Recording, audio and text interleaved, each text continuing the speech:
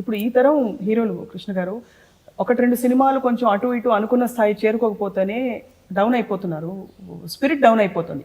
కానీ మీరు సంవత్సరానికి అన్ని సినిమాలు చేసేవారు, మీకు ఎక్కడి నుంచి వచ్చేది ఉత్సాహం, కాన్ఫిడెన్స్ లేదు ఇది 2-3 వర్కౌట్, ఒకటి కాదు రెండు కాదు, మీరే చెప్పారు 14 సినిమాలు వర్కౌట్ కాలేదని చెప్పి. ఎక్కడి నుంచి వచ్చేది? దేవుడి మీద నమ్మకమా, మీ మీద మీకున్న ఆత్మవిశ్వాసం? అసలు ఆ 14 పిక్చర్లు ఫెయిల్ అయినప్పుడు మన బుక్ చేయడం మానేశారు ప్రొడ్యూసర్లు, సినిమాలు ఇక పనికిరాడని. ఆ తర్వాత నేనే సొంతంగా పాడి పంటలు తీసి సూపర్ హిట్ అయినాక మళ్ళీ కెరీర్ నార్మల్గా వచ్చింది. విజయ నిర్మల్ గారు, కృష్ణ గారిలో యాజ్ అ డైరెక్టర్ మీరు చూస్తే ఆయనలో ఉన్న బిగ్గెస్ట్ క్వాలిటీ ఏంటంటారు? ఆయన అందం, ఒక అంటే అసలు అప్పట్లో sensational hero, most handsome hero Krishna గారు అంటుండేవారు. అందం అంటారా, డైలాగ్ డెలివరీయా, లేక డాన్స్ స్టైలా, ఫైట్సా, ఏం కలిసి వచ్చిందంటారు ఎక్కువగా? అన్నీ కలిసి వచ్చిందండి. ఆయన ఏ క్యారెక్టర్ వేస్తే ఆ క్యారెక్టర్లో మెర్జ్ అయిపోయేవారు.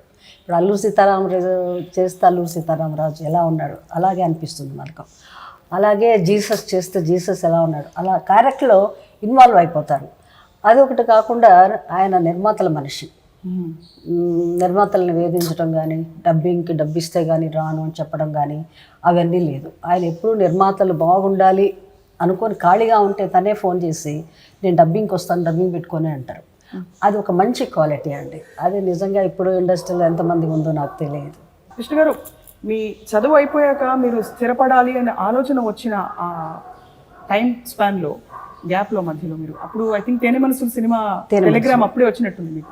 కానీ ఆ టైంలో మీరు చాలా టెన్షన్ పడ్డారు అంటుంటారు, నిజమేనా అది? అంటే ఇది అవకాశం వస్తుందా రాదా అని. వాళ్ళు ఫోటోలు పంపమని పేపర్ అడ్వర్టైజ్మెంట్ ఇచ్చారు, ఫోటోలు పంపాను, అవకాశం వస్తే వెళదాం అనుకుని ఇంటర్వ్యూకి పిలిచారు. తర్వాత టెస్ట్ చేశారు, ఆ టెస్ట్లో సెలెక్ట్ అయ్యామన్నారు. అన్నీ రోజుల్లోనే జరిగిపోయింది. రోజుల్లో జరిగిపోయింది. అసలు మీరు ఎక్స్పెక్ట్ చేసి ఉంటారు అంటే వెంటనే ఇలాగా మీకు, అంటే ఇది నిజంగానే డెస్టినీ అని నమ్ముతారా? మీ స్వయం కృషి వల్ల మీరు ఇక్కడ చేరుకున్నారు ఇంత స్థాయికి? అంటే సుబ్బారావు గారు ఆయనకి టెస్ట్ చేసి డెసిషన్స్ ఆయన సొంతంగా తీసుకునేవాళ్ళు, ఎవరి మాట వినేవాడు కాదు. ఆయన నన్ను చూడగానే లైక్ చేశాడు. ఆయన టెస్ట్ అవ్వగానే నువ్వే నా హీరో అని బుక్ చేశాడు. అలాగే టెస్ట్లో వచ్చిన వాళ్ళు చాలామంది హీరోయిన్స్ ఇప్పుడు పెద్ద హీరోయిన్స్ అప్పుడు తీసేశారు. అవును, జయలలిత, హేమమాలిని వచ్చారు ఆ టెస్ట్కి. కృష్ణరాజు వీళ్ళంతా సెలెక్ట్ అవ్వలేదు. తర్వాత జయలలిత, హేమమాలిని పెద్ద హీరోయిన్లు అయిపోయారు. అవును, అప్పుడు మీరు అందుకున్న తొలి రెమ్యూనరేషన్ 500 రూపాయలు అంటూ ఉంటారు. 2000 రూపాయలు. కానీ అప్పటి ఆ 2000 రూపాయలు అప్పట్లోకి వస్తే చాలా పెద్ద అమౌంట్ అయినా కూడా ఇప్పుడు తలుచుకుంటే వెనక్కి తిరిగి, అంటే ఇది మీరు ట్రెడిషనల్ గా రాలేదు సినిమా ఇండస్ట్రీలోకి, మీరు ఒక టెస్ట్ ఇచ్చి వచ్చిన వ్యక్తి కాబట్టి మీకు నేపథ్యం అది. అసలు అప్పుడు రెమ్యూనరేషన్లు గబుక్కున ఒక పిక్చర్ హిట్ అయితేనే కోట్లు అడుగుతున్నారు. ఇప్పుడు మనం అన్ని పిక్చర్లు హిట్ చేసి కూడా 5000కే యాక్ట్ చేసిన సినిమాలు ఒక 40-30 ఉన్నాయి. 5000కి.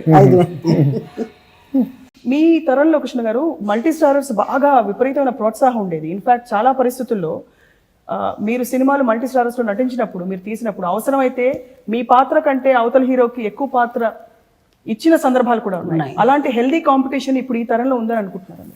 ఈ తరంలో లేదు. అప్పుడు అసలు ఏవే ఆఫర్ వచ్చినా ఎవరితో యాక్ట్ చేయమన్నా సరే నేను చాలామందితో యాక్ట్ చేశాను.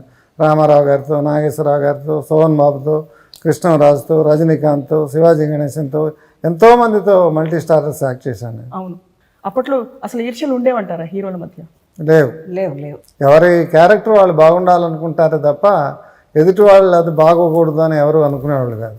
మీ కళని ఎక్స్ప్రెస్ చేయడం కాకుండా ఇంకా ఏ అంశాలు ఇండస్ట్రీ మిమ్మల్ని ఆకట్టుకుని మిమ్మల్ని అంత ర్యాపిడ్గా అన్ని ఆఫర్స్ సైన్ చేసే దిశగా మిమ్మల్ని పయనింపజేసే? నేను జనరల్గా ఇప్పుడు మనకు వచ్చిన సక్సెస్ని 10 మందికి పంచిపెట్టాలి అనే మనస్తత్వం నాది. మనకి సక్సెస్ అయింది, మనం 2 సినిమాలు యాక్ట్ చేసుకుంటే చాలు అని అనుకోకుండా మనం ఎన్ని సినిమాలు యాక్ట్ చేస్తే అంతమందికి పని దొరుకుతుంది పరిశ్రమలో. ఆ పద్ధతిలో ఆలోచించే నేను మ్యాక్సిమం ఒక సంవత్సరం 18 పిక్చర్స్ యాక్ట్ చేశాను. సంవత్సరంలో 18 పిక్చర్స్. ఇప్పుడు అసలు ఊహించి కూడా అంత ఇండస్ట్రీ కూడా అంత సినిమా తీయట్లేదు. అంటే అప్పుడు 30 days 25 daysలోనే సినిమా తీసేవాళ్ళు. ఇప్పుడు అసలు సంవత్సరం కూడా అదో 300 రోజులు 250 రోజులు అట్లా తీస్తున్నారు. ఇన్ఫాక్ట్ అప్పుడు విజయ నిర్మల గారు సినిమాలు హీరోలు వారి బాణీ సృష్టించుకున్నప్పుడు కూడా 10 కాలాల పాటు ఉండే ఒక ట్రెండ్ క్రియేట్ చేశారు. కృష్ణ గారి స్టైల్ కానీ ఒక్కొక్కరి స్టైల్. ఇప్పుడు ఒక ట్రెండ్ వస్తోంది కానీ ఎక్కువ కాలం ఉండట్లేదు. ఒక ట్రెండ్ వర్కౌట్ కాకపోతే పరిస్థితులే అలాగా మళ్ళీ రిసీడ్ వెనక్కి అయిపోతున్నాయి. అవును. ఎందువల్ల అంటే ఇండస్ట్రీలో మీరు గమనించి నా తేడా ఏమిటి అప్పటికి ఇప్పటికి? అంటే అప్పుడు ప్రతిదానికి ఇంపార్టెంట్ ఇచ్చేవాళ్ళు. మ్యూజిక్, అలాగే కాస్టింగ్ పక్కాగా ఉండేది. ప్రతిదీ ఆలోచించేవాళ్ళు. ఆ రోజు బడ్జెట్లో ఉండేది సినిమా. టైం ప్రకారం తీసేవాళ్ళు, టైం ప్రకారం రిలీజ్ చేసేవాళ్ళు, సక్సెస్ ఉండేది. ఇప్పుడు వచ్చి 6 నెలలు అయిపోతుంది. తర్వాత మ్యూజిక్ అసలు తెలుగు పాట పాడతారా ఏమిటి అనేది మన చెవులకి వినపడదు. అర్థం కావట్లేదు, పదాలు అర్థం ఊరికే కావట్లేదు. పదాలే అర్థం కాదు, సగం సగమే వస్తూ ఉంటాయి. అదొకటి కాకుండా ఏదైనా పెద్ద మాస్ పిక్చర్ తీస్తే అంటే బాగా ఖర్చు పెట్టి గ్రాఫిక్స్ సినిమాలు ఉంది అని అంటే దాన్ని చూస్తున్నారు. కొంచెం సబ్జెక్ట్ వాల్యూ ఉంటే చూడడం తగ్గిపోతూ ఉంది. అలాగుంది ఇండస్ట్రీ పరిస్థితి.